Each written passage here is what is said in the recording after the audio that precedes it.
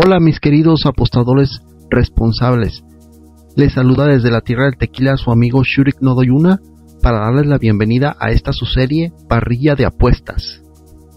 Antes que nada quiero agradecer públicamente toda la ayuda que recibí de Israel Castro en la asesoría y adquisición de equipo nuevo para mejorar la calidad de Parrilla de Apuestas.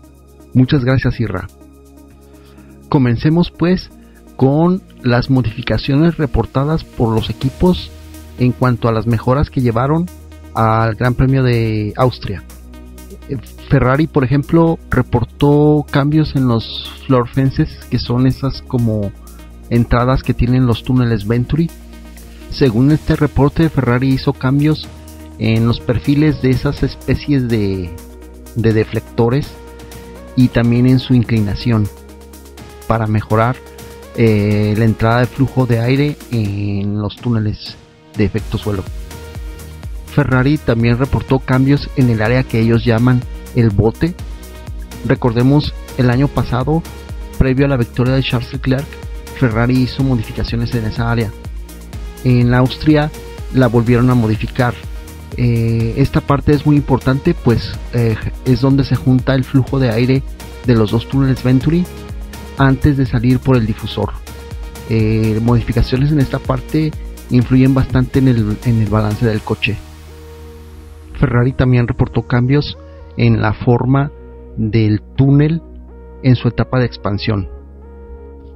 Ferrari también hizo cambios en esa parte que ellos llaman Front Floor Edge Wing, que son esos deflectores que van justo detrás de las ruedas delanteras.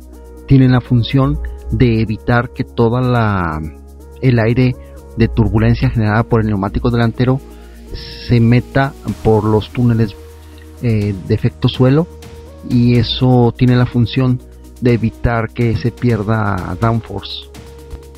Ferrari también reportó cambios en el área del difusor, modificando su volumen. En resumen, Ferrari junto con Sauber, que ahorita lo vamos a ver, fueron los dos equipos que llevaron paquetes de mejoras más agresivos en Austria. Como ya lo sabemos, todas estas modificaciones profundas que Ferrari hizo en su piso le ayudaron a dar un gran salto de calidad que les permitió situarse al final del Gran Premio por delante de los Mercedes, que por su parte Toto Wolff y compañía solamente llevaron modificaciones en el ducto de los frenos, lo cual es una modificación más que de fiabilidad que de performance. Aunque Ferrari dio un paso adelante con todos estos cambios de su piso, les alcanzó para superar a los Mercedes, pero no a los McLaren. Por su parte, Andrés Stella y compañía solamente reportaron a la FIA cambios aerodinámicos en el brazo A de la suspensión delantera de su McLaren. Esto no es novedad porque ya lo habían utilizado antes en otras pistas en esta temporada, pero sí hicieron cambios en esa área específicos para Austria. Esta ya es la modificación reportada por el equipo Red Bull a la FIA. Es en el área que va justo delante de las ruedas traseras. No es una modificación tan profunda en el piso como las que hizo Ferrari, pero sí es una modificación puntual que busca sellar la división del flujo del aire que va por el interior del túnel de efecto suelo para evitar que se revuelva con el flujo de aire exterior, evitando así que el coche pierda agarre en la parte trasera. Desafortunadamente no pudimos ver el verdadero performance de este cambio ni en calificación ni en carrera, debido a los incidentes de Pierre Gasly en la Q3 cuando hizo su trompo de 360 grados doble en su último intento de vuelta rápida de la Q3. Eso hizo que se generara la bandera amarilla, que obligó a Max Verstappen a levantar el pie del acelerador, y pues no vimos el real potencial de este cambio en calificación. Y en carrera, pues Kimi Antonelli se encargó de sacar de competencia a Max Verstappen en la curva 3 en la primera vuelta de la carrera del domingo, y pues nos quedamos con las ganas de ver hasta dónde le alcanzaba a Red Bull con esta mejora. Vamos a tener que esperar hasta Silverstone, ni modo. Sauber también hizo cambios en su piso. Para mí fueron mucho más profundos de lo que reportaron a la FIA, porque sí se notó una gran mejoría del equipo Sauber en Austria. También modificaron el difusor y el ala trasera, siendo más importante los cambios del piso y del difusor, porque según los entendidos del tema, más del 60-70% de la fuerza descendente generada por el coche lo hace el piso. El resto, el 40 o 30%, lo hacen las alas. La gran diferencia es que las alas generan bastante arrastre aerodinámico, que es lo que te frena en las rectas, mientras que el downforce generado por el piso no te penaliza en las rectas. Llegaban los resultados de la práctica libre 2, la cual fue dominada por Lando Norris. Si queríamos apostar al ganador del Gran Premio, necesitábamos analizar estos tres pilotos que para mí eran los candidatos a ganar: Norris, Piastri y Verstappen. F1 Telemetry Data reportó que en sus tandas de tanques llenos de la práctica libre 2, Norris utilizó el neumático amarillo, Piastri el blanco y Verstappen el rojo. Cotejando esa data con la página de F1 Tempo, había discrepancias en cuanto a los compuestos utilizados por estos tres pilotos.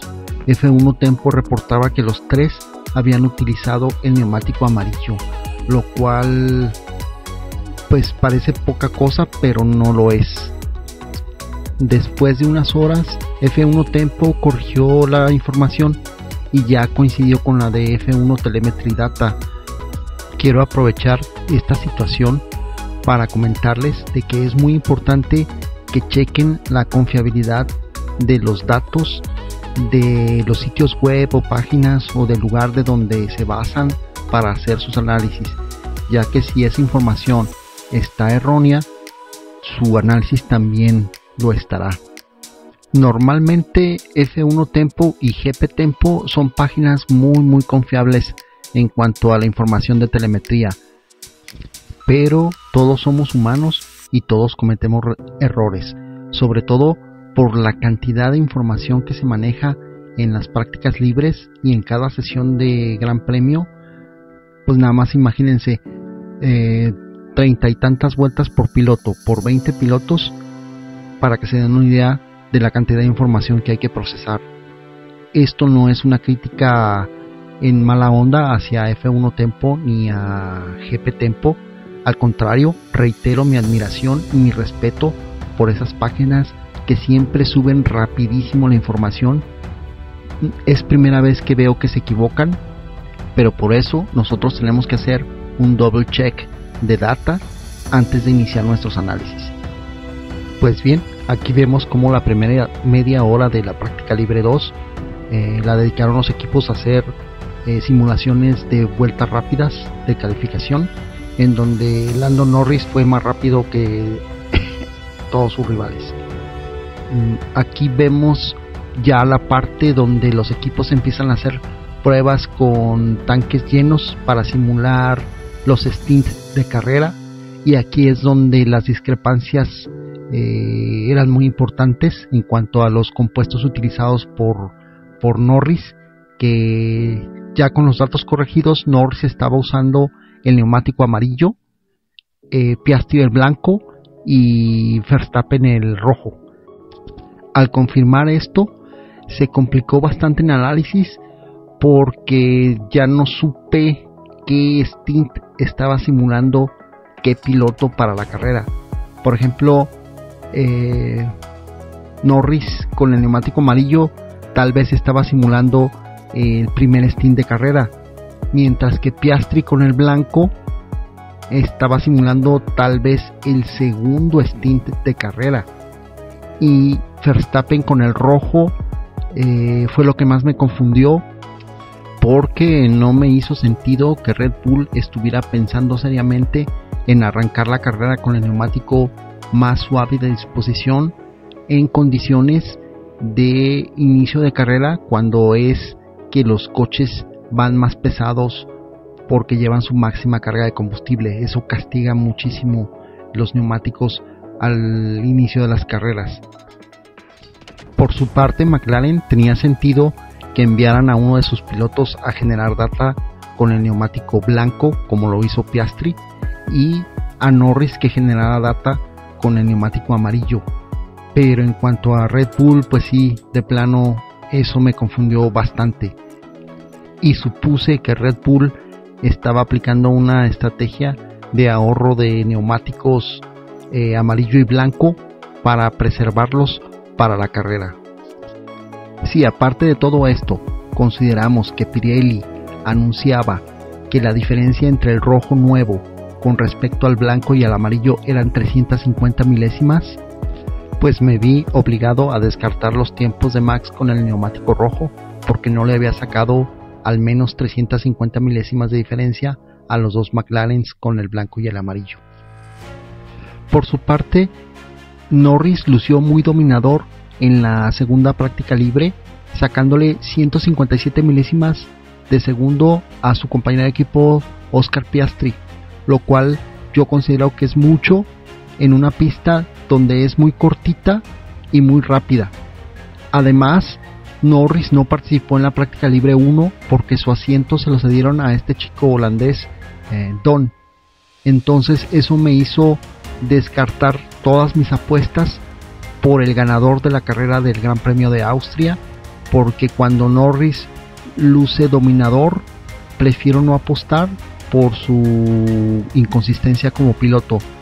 En ese momento no sabía si íbamos a ver al Norris dominador de Australia, de Mónaco, o al Norris inconsistente de la calificación de Canadá, o al Norris cometiendo errores como en la carrera de Canadá. Por lo tanto, mejor me quito de problemas y me abstengo de apostar al ganador cuando Norris luce dominador en las prácticas libres. En cuanto a Ferrari y Mercedes, parecían ser contendientes por el último escalón del podio, pero debido a que no sabía si las mejoras de piso que había llevado Ferrari para Austria iban a funcionar o no en carrera, pues decidí de plano no participar en ninguna apuesta donde estuviera involucrado directa o indirectamente el equipo Ferrari. Mismo caso del equipo Sauber, que aunque los tiempos de Bortoleto eran muy prometedores, pues decidí no poner en riesgo mis unidades, pues desconocía si esas mejoras de piso de Sauber iban a funcionar o no en carrera.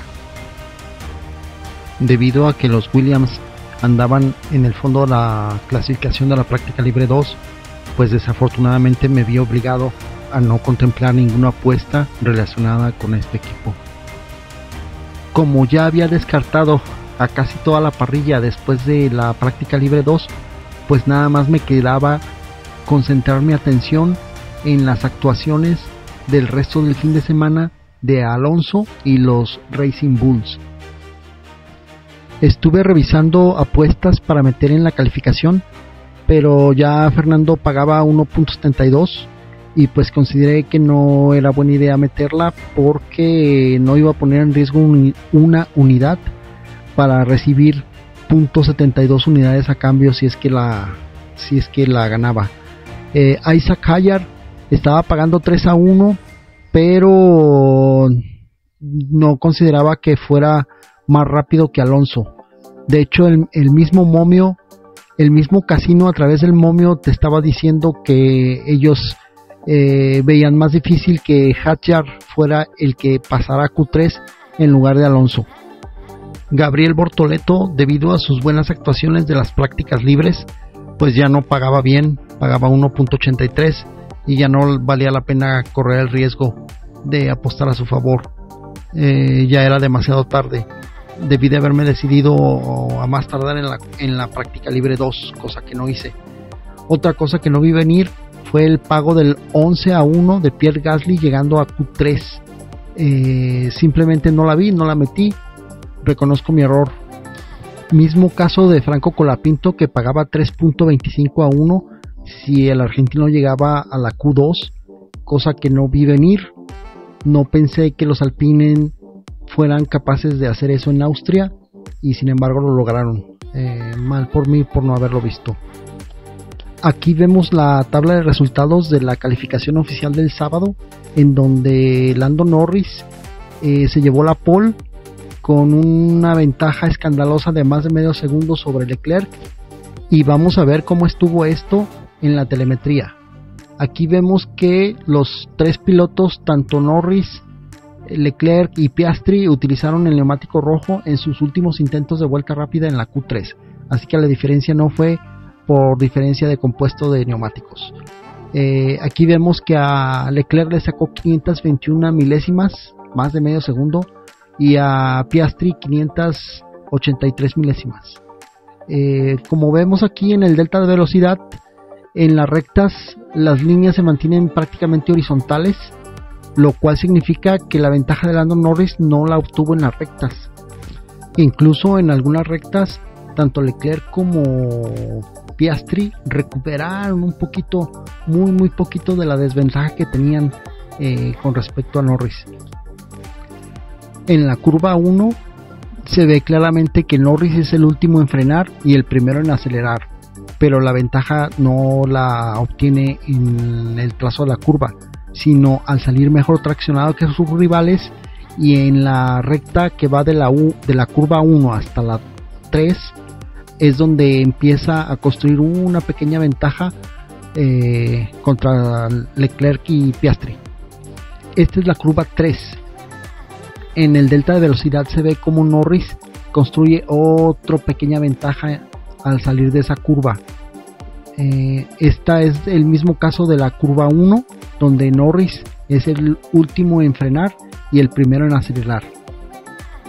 Esta es la curva 4 y Norris vuelve a hacer algo parecido a las curvas 1 y 3.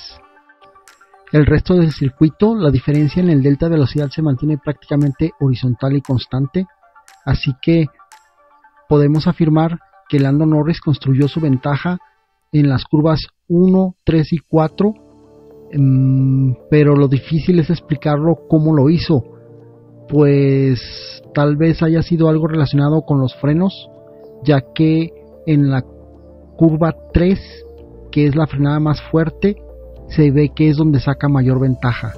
Tal vez Lando encontró algo diferente en los frenos, su equipo de ingenieros se los puso a punto de manera diferente que sus rivales, sobre todo que a Piastri, o el diferencial, o algo que no vieron tanto Piastri como Leclerc, pero es difícil explicar cómo un piloto puede sacar medio segundo de ventaja en tan solo 3 curvas.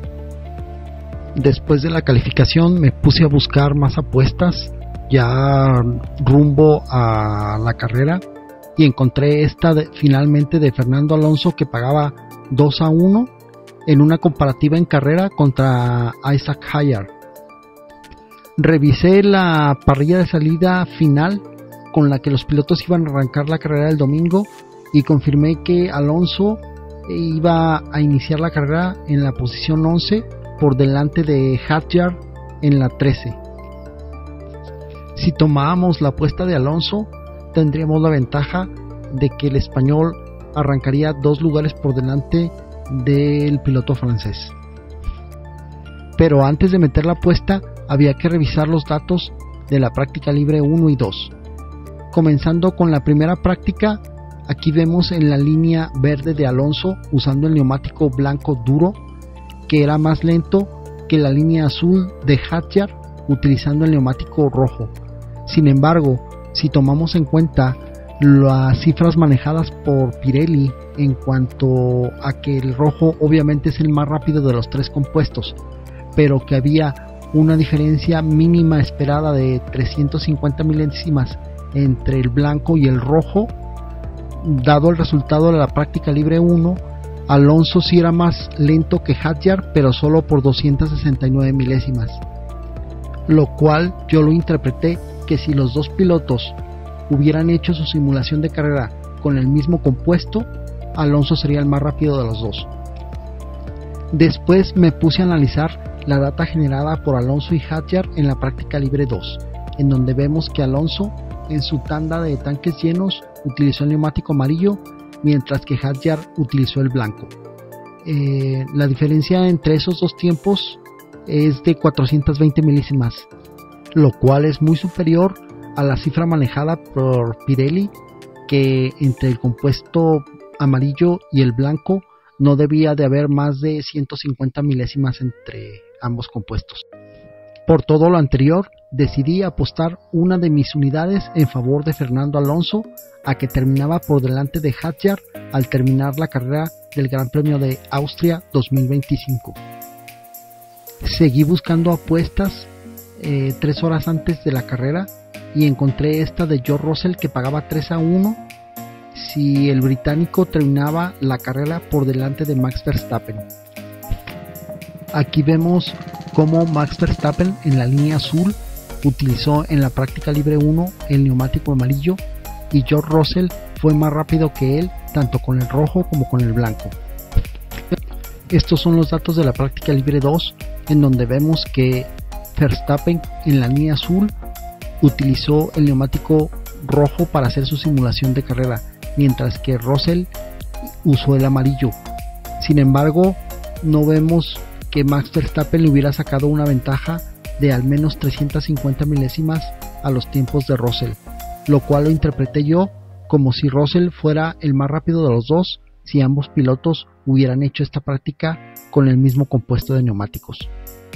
Debido a la data generada en la práctica libre 1 y 2 y a que Russell arrancaba la carrera por delante de Max Verstappen, decidí apostar otra unidad en favor de Russell. Vamos a analizar la data de la carrera. Esto es Lando Norris contra Oscar Piastri. Para quienes no estén familiarizados con este tipo de gráficas, esta es la lap chart. Esta es la vuelta 1 de la carrera. Acá está el final de la carrera en la vuelta 70. Esta es la primera parada de Lando Norris en la vuelta 20. Y esta es la parada de pits de Piastri en la vuelta 24. Ese es el primer stint que usaron los dos pilotos de McLaren con el C4 amarillo. Este otro pico de acá es la entrada a pits de Oscar Piastri en la vuelta 53, y el otro pico es la entrada de Lando Norris en la vuelta 52. Ambos pilotos utilizaron el neumático blanco C3 en su stint 2, y en el último stint, que fue el tercero, utilizaron el C4. En las primeras vueltas de carrera vemos como hay una tendencia a bajar los tiempos para tratar de establecer una distancia mayor a la de DRS, para que Piastri no pudiera atacar a Lando, y Piastri por su parte pues hacer lo contrario. Por eso los tiempos bajan en esas primeras vueltas de la carrera. Una vez que se logra esa distancia, los tiempos se estabilizan, por eso tienen una tendencia horizontal, y cuando empieza el desgaste del neumático empieza una tendencia de ascendente, de subir los tiempos. Entre más aparece el tiempo en la parte superior de la gráfica, es más lento el tiempo, y viceversa. En el stint 2 sucede lo mismo. Al inicio tiene una tendencia de bajar levemente, después se mantienen los tiempos, y cuando llega el desgaste sucede lo mismo, empieza a notarse un poco de desgaste. Y en el último stint esas tendencias son más marcadas. Al principio bajan los tiempos, después llega el desgaste y empiezan a subir los tiempos, porque ya era el final de carrera y ya eran los últimos ataques de Oscar Piastri hacia su compañero Norris, y por eso el ritmo era mayor y por eso se nota más el desgaste. Ok, la telemetría que vamos a analizar corresponde a la vuelta 61 de Norris y a la 60 de Piastri. La diferencia fue de 187 milésimas. Esta es la gráfica del delta. en donde la línea blanca horizontal corresponde a Oscar Piastri, que fue el más rápido de los dos pilotos en esta comparativa. La línea anaranjada representa a Lando Norris. Cuando sube esa línea, Lando fue más lento que Piastri, y cuando baja, Lando fue más rápido que Oscar en esa zona de la pista. Y al final, donde está la flecha, se grafica la diferencia de 187 milésimas correspondiente al final de la vuelta. Esta es la gráfica que corresponde al DRS. Como podemos ver, ninguno de los dos pilotos abrió su DRS durante estas vueltas. Quitemos la gráfica de velocidad y en su lugar coloquemos la del freno, y esto es el acelerador. Aquí vemos como en la curva 9 se incrementó bastante la diferencia en el delta.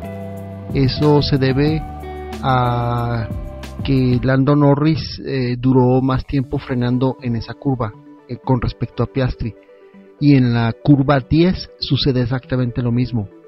Es por ello que al final de la vuelta se acumula una diferencia de 187 milésimas. Estas ya son otras vueltas, es la 61 de Lando contra la 59 de Piastri.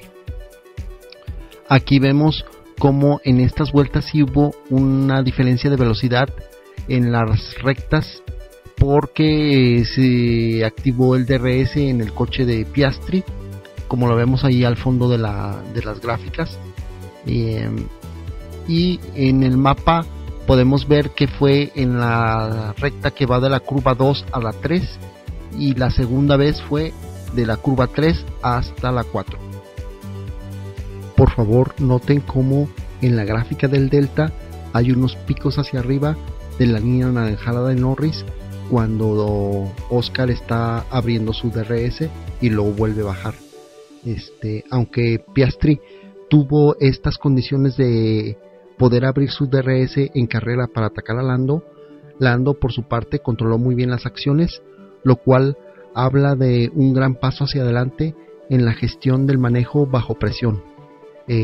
Espero que el equipo McLaren los deje seguir peleando a pesar de aquel error de Piastri en el que casi se lleva a su compañero chocándolo por atrás en la frenada de la curva 4, lo cual hubiera sido un desastre para McLaren. Sin embargo, espero que el equipo los deje seguir peleando por el bien del espectáculo, porque si no se va a perder el interés del campeonato y vamos a tener un campeón que muchos lo van a cuestionar. Es mejor, en mi opinión, que los dejen pelear y que simplemente gane el mejor. Analicemos ahora la telemetría del equipo Ferrari. Para empezar, vemos que Ferrari utilizó la misma estrategia de neumáticos que los McLaren, es decir, arrancaron con el neumático amarillo su primer stint, el segundo lo hicieron con el blanco y cerraron la carrera con el amarillo otra vez. Estos picos en los tiempos de los pilotos Ferrari pueden relacionarse con peleas en pista, sobre todo la línea blanca de Hamilton, que se enfrascó en una pequeña batalla contra Russell para mantener su posición en las primeras vueltas de la carrera. Sin embargo, estos otros picos en el stint 2 pueden relacionarse con el tráfico lento que estaba adelantando Hamilton, o tal vez la otra posibilidad es de que Hamilton estaba adaptando su manejo al nuevo piso que estrenó Ferrari en esa carrera. Por otro lado, la línea roja que corresponde a Charles Leclerc denota que el piloto de Mónaco estuvo mucho más cómodo con las nuevas actualizaciones de Ferrari, porque sus tiempos se ven mucho más parejitos uno respecto a otro. Casi la línea roja de Leclerc casi no tiene picos de irregularidad. La diferencia de tiempo entre estas dos vueltas que vamos a analizar fue de 137 milésimas, que corresponden a la vuelta 56 de Leclerc, comparándola con la 53 de Hamilton, que son de su último stint. Acá en el fondo de la gráfica vemos que en el DRS ninguno de los dos pilotos Ferrari abrió su DRS en estas vueltas mencionadas. Sin embargo, vemos que la diferencia fue mínima entre los dos pilotos Ferrari. Estuvieron en sus vueltas más rápidas de carrera muy parejos, con una diferencia mínima. Comparemos pues a Hamilton con Russell. Aquí vemos como también se nota la tendencia al inicio de la carrera de bajar los tiempos, producto de tratar de establecer diferencias de DRS Hamilton, y por su parte Russell mantenerse a distancia de DRS para seguir atacando a Hamilton. Lo interesante que muestra esta gráfica está en la vuelta 13, en donde George Russell empieza a sufrir degradación en su primer stint. Noten cómo los tiempos de Hamilton se mantienen, mientras los de Russell se disparan hacia arriba, producto del desgaste de neumático. Otro claro indicio de degradación en los neumáticos del Mercedes de Russell fue su entrada a los pits en la vuelta 18, mientras que Hamilton lo hace en la vuelta 26. En el segundo stint, a pesar de que Russell vuelve a montar el neumático amarillo mientras que Hamilton cambia al blanco, el Mercedes no puede seguir el ritmo del Ferrari, y ahí vemos cómo le saca ya una diferencia importante en tiempo vuelta tras vuelta, constante. Y en el tercer stint, cuando Hamilton entra en la vuelta 50 para montar el neumático amarillo y cerrar la carrera con ese compuesto, mientras Russell hace lo propio en la 45 montando el neumático blanco, pues la diferencia se acentúa todavía más, y es constante, vuelta tras vuelta el Ferrari le saca demasiada diferencia al Mercedes de Russell. Esto también confirma que la mejora de piso que llevó Ferrari a Austria funcionó bien. Definitivamente fue un paso hacia adelante que le permitió a Ferrari superar en desempeño a Mercedes. Desafortunadamente no les alcanzó para cerrar distancias con los McLaren, pero esperemos que en las próximas carreras el equipo de ingenieros de Ferrari entienda mejor el funcionamiento de esta nueva parte y logren sacarle un desempeño mayor todavía. Por otro lado, vamos a tratar de explicar por qué se cayó tanto el rendimiento del Mercedes de Canadá a Austria.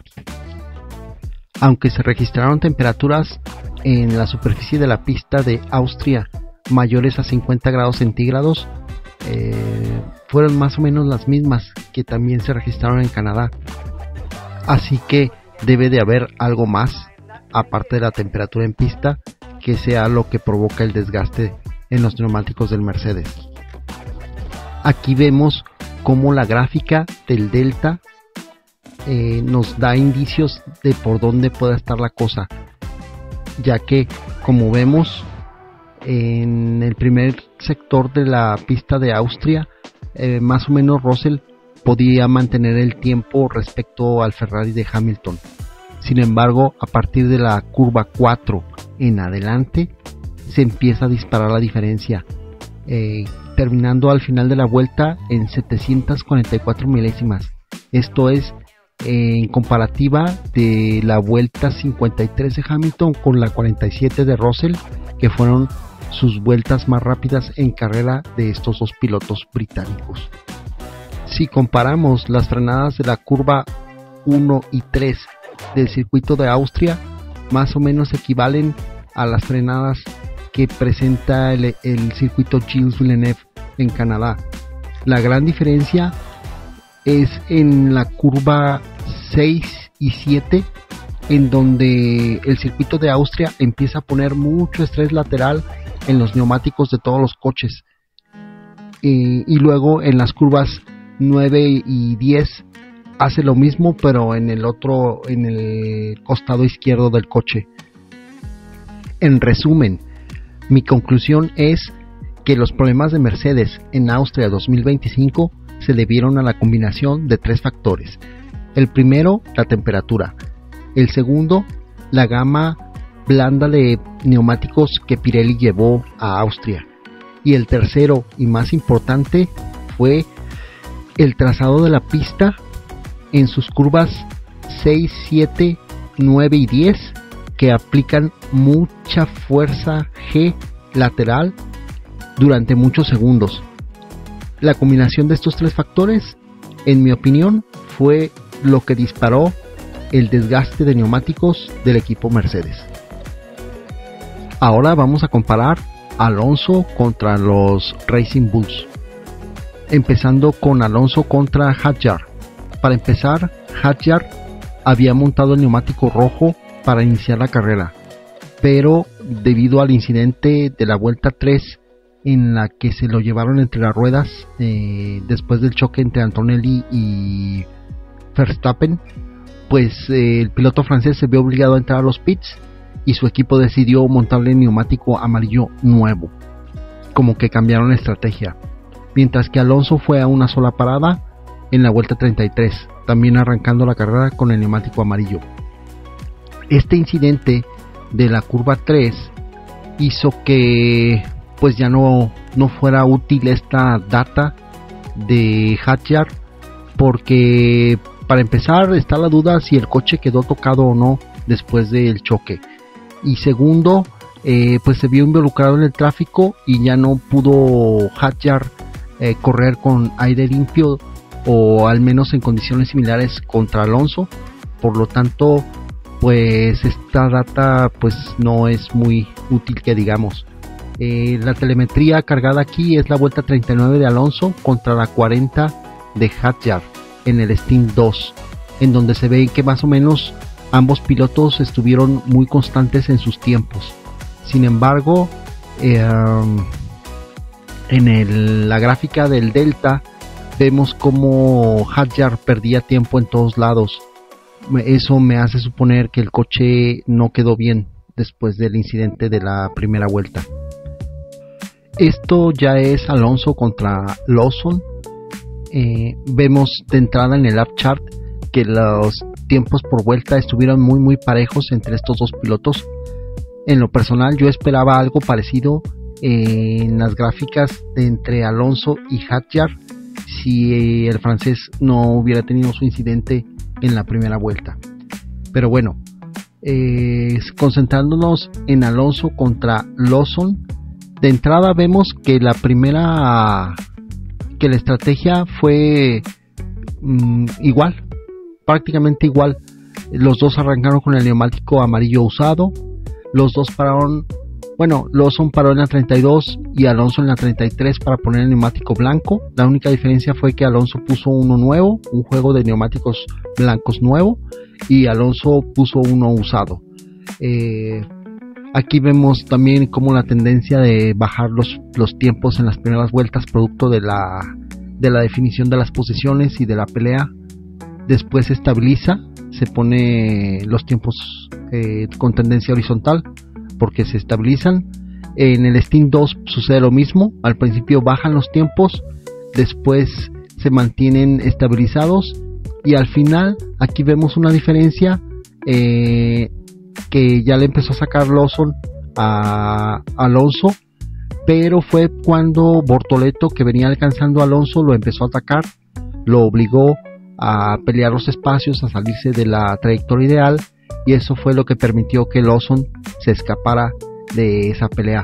Pero todo el resto de la carrera estuvieron muy parejos. Las vueltas cargadas en estas gráficas de telemetría son las 58 de Lawson y la 39 de Alonso. La diferencia fue 42 milésimas nada más, y eso lo podemos ver en el Delta, como Alonso aprovechó todo el tiempo el corte de aire que le proporcionaba Lawson para mantenerse detrás de él, a veces con DRS, a veces nada más a 2 segundos o un poquito más, pero siempre aprovechando el corte de aire que le dejaba el coche de Lawson. Gran mérito del español mantenerse así durante muchas vueltas, controlando al mismo tiempo la degradación y el ritmo. Era importante para Alonso no perderle de vista a Lawson, porque recordemos que el Aston Martin es uno de los coches que más arrastre aerodinámico genera. Entonces, al no contar con el corte de aire ni el DRS de Lawson, tal vez el ritmo de Alonso hubiera sido otro, un poquito más lento. Eso es solamente una especulación de mi parte, pero creo que Alonso hizo un gran trabajo manteniéndose la mayor parte del tiempo detrás de Lawson. Por último, vamos a comparar a Alonso contra Bortoleto. Para empezar, la estrategia de Bortoleto fueron 2 paradas, haciendo amarillo amarillo y cerrando la carrera con el blanco, entrando en las vueltas 21 y 49, mientras que Alonso, ya lo comentamos, fue una sola parada.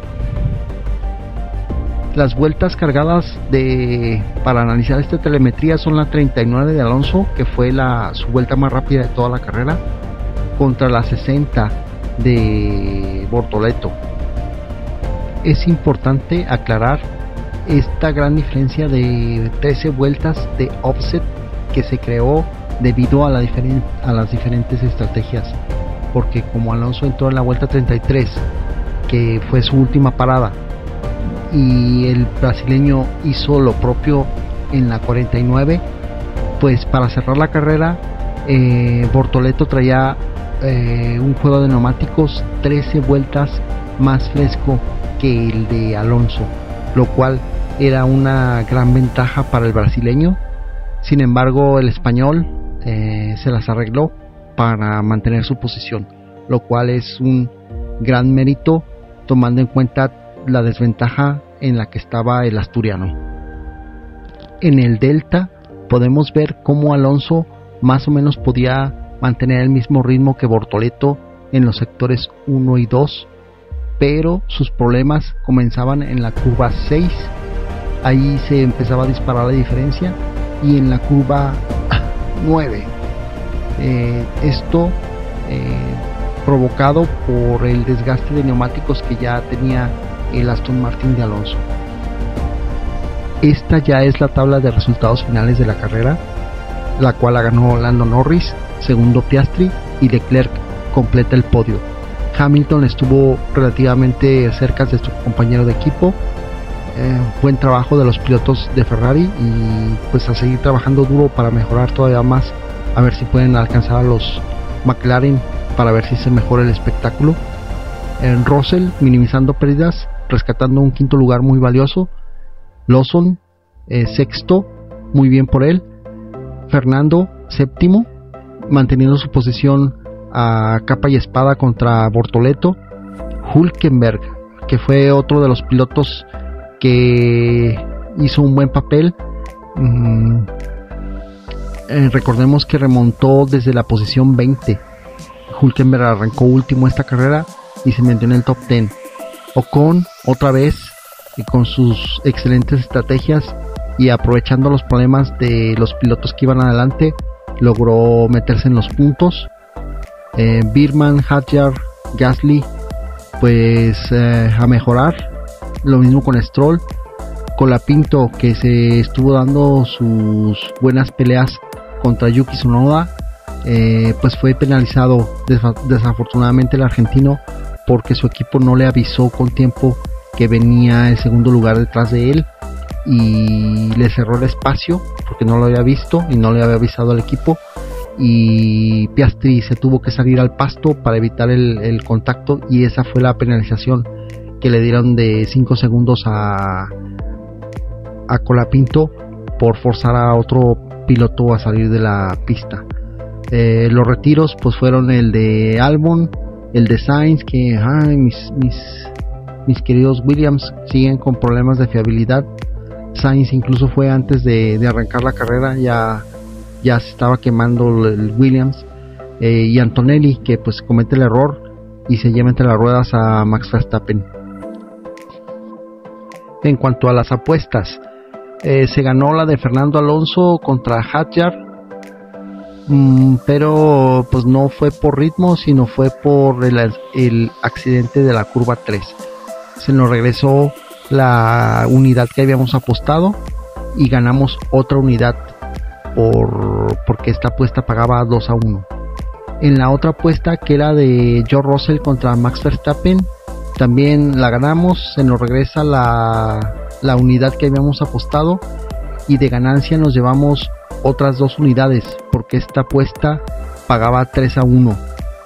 Mismo caso de Alonso contra Hadjar, no se ganó por ritmo, no pudimos ver qué hubiera pasado si Max se hubiera mantenido en pista, pero bueno, ganar es ganar. Quiero agradecer una vez más públicamente a Israel Castro por toda su ayuda y en asesoría y soporte para adquirir equipo para mejorar parrilla de apuestas. Y de una vez quiero también aprovechar la ocasión de cómo se ganó la apuesta que hicimos en esta carrera de George Russell contra Max Verstappen, la cual vamos a aprovechar para explicar parte de la simbología de nuestras fichas de esta serie, en donde, como podemos ver, hay 3 tréboles en los filos de cada ficha. El significado es que la suerte es multifactorial, por eso hay 3 tréboles. Puedes tener buena suerte en encontrar rápidamente la puesta a punto, por ejemplo, pero mala suerte en la arrancada, como la tuvo Max Verstappen, y luego tener buena suerte en que uno de tus rivales directo tenga problemas. Entonces los tréboles están ahí para recordarnos que toda apuesta está sujeta a que cambie su resultado en base a eventos fortuitos que no se pueden prever con telemetría y con data y con la chart y todo ese tipo de cosas. Entonces todo apostador responsable debe de saber que cada apuesta conlleva un riesgo de aleatorio, cosas que no podemos tan siquiera contemplar en su totalidad. Por ejemplo, en Canadá, las marmotas, así como la marmota se le atravesó a Hamilton, se le pudo haber atravesado a uno de nuestros pilotos que le habíamos apostado a su favor y echar a perder nuestra apuesta. Entonces para eso están los tréboles en las fichas, para recordarnos que la suerte es multifactorial, a veces es a favor y a veces es en contra. En fin, llegamos así pues al final de este video. Espero que les haya gustado. Si fue así, por favor regálame un like, comparte, comenta y pues de una vez suscríbete para que este canal crezca y podamos llegar a más personas. Muchas gracias y nos vemos en la próxima carrera, que va a ser en Silverstone. Y recuerden siempre utilizar sabiamente sus unidades.